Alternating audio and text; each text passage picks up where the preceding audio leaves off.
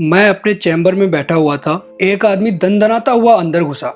हाथ में कागजों का बंडल, धूप में काला हुआ चेहरा, बढ़ी हुई दाढ़ी, सफेद कपड़े जिनमें पाँव के पास मिट्टी लगी हुई थी।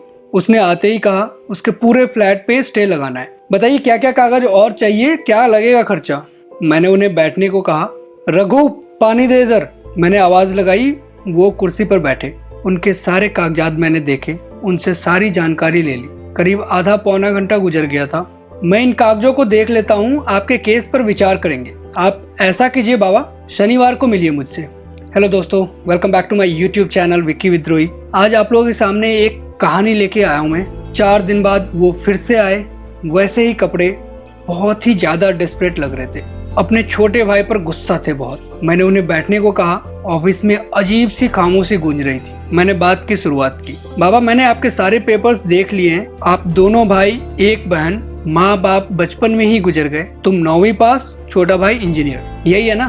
बाबा ने सर हिलाते हुए कहा। जी वकील साहब। आपने कहा कि छोटे भाई की पढ़ाई के लिए आपने स्कूल छोड़ा, लोगों के खेतों में दिहाड़ी पर काम किया, कभी अंग भर कपड़ा और पेट भर खाना आपको मिला नहीं, पर भाई की पढ़ाई के लिए पैसा कम नहीं होने दिया। फिर आपका भाई इंजीनियरिंग में अच्छे कॉलेज में एडमिशन ले पाया।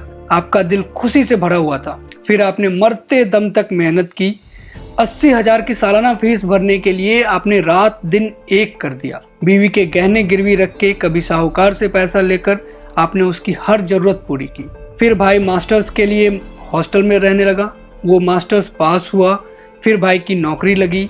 3 साल पहले उसकी शादी हुई। अब तुम्हारा बोझ हल्का होने वाला था, पर किसी की नजर लग गई आपके इस प्रेम को। शादी के बाद भाई ने आना बंद कर दिया।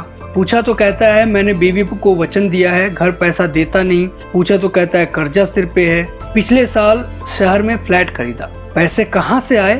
पूछा तो कहता है कर्ज लिया है। अब तुम्हारा भाई चाहता है गाँव की आधी खेती बेचकर उसे पैसा दे दे। इतना कहकर मैं रुका। रघु के द्वारा लाई गई चाय की प्याली मैंने मुंह से लगाई। तुम चाहते हो भाई ने जो मांगा वो उसे ना देकर उसके ही फ्लैट पर स्टे लगाया जाए, क्या यही चाहते हो तुम? वो तुरंत बोला।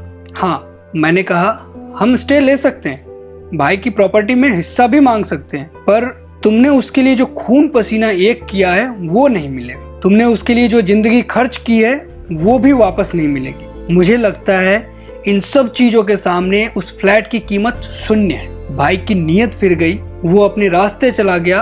अब तुम भी उसी कृतज्ञ सड़क पर मत जाना। वो भिखारी निकला, तुम दिलदार थे, दिलदार ही रहो। बाबा, तुम्हारा हाथ ऊपर था, ऊपर ही रखो। कोर्ट कचहरी करने की बजाय बच्चों को पढ़ाओ लिखाओ। पढ़ाई करके तुम्हारा भाई बिगड़ गया, इसका मतलब बच्चे भी ऐसा करेंगे? ऐसा तो नहीं होता ना। वो मेरे मुंह को ताकने लगा, उठ के खड़ा हुआ, सब कागजात उठाए और आंखें पोंछते हुए कहा चलता हूँ वकील साहब। उसकी रुलाई फूट रही थी और वो दिख न जाए ऐसी कोशिश कर रहा था। इस बात को अरसा गुजर गया। कल वो अचानक मेरे ऑफिस में आया। कलमों में सफेदी झांक रही थी उसके। साथ में एक नौजवान था, हाथ में थैली। मैंने देखते ही पहचान लिया और उठते हुए बोला, अरे बाबा आओ, बैठो बैठो। उसने कहा बैठने नहीं आया वकील साहब, मिठाई खिलाने आया हूँ। इससे मिलिए, ये मेरा बेटा है, बैंगलोर रहता है, कल आया है गाँव। अब 2 मंजिला मकान बना लिया है वहाँ पे। थोड़ी थोड़ी करके कुछ खेती तक खरीद ली है। मैं उसके चेहरे से टपकते हुए खुशी को महसूस कर पा रहा था। वकील साहब, आपने मुझसे कहा था कोर्ट कचहरी के चक्कर में मत लगो, बर्बाद हो जाओगे। गांव में सब लोग मुझे भाई के खिलाफ उकसा रहे थे, मैंने उनकी नहीं आपकी सुन ली। मैंने अपने बच्चों को तालीम दिलाई और भाई के पीछे अपनी जिंदगी बर्बाद नहीं होने दी। मेरे हाथ का लड्डू हाथ में ही रह गया, मेरे आंसू टपक ही गए आखिर। दोस्तों, गुस्से को यदि योग्य दिशा में मोड़ा जाए तो वास्तव में कभी पछताने की जरूरत नहीं पड़ेगी।